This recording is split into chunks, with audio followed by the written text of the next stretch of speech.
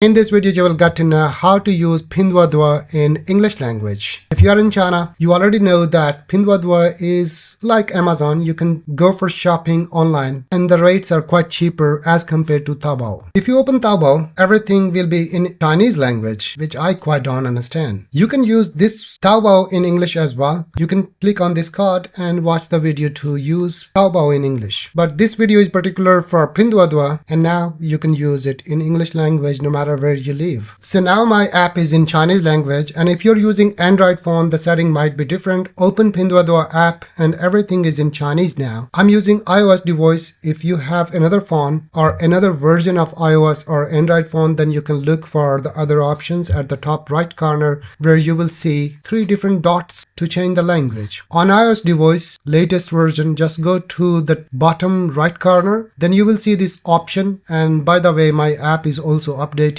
today at the time of posting this video. Go to setting. You will see this map icon. Just click on that. First one is your country. I have selected China mainland, and this one is language. Just choose English here and hit OK. Now everything is in English. You can scroll and see all the products, and I didn't find any price differences. If you're gonna buy any product, the price will stay same. That's really cool, because I observed if you change language on Taobao, the price difference is there, but on Pinduoduo, the price is the same. Enjoy. I'll see you next time. Bye.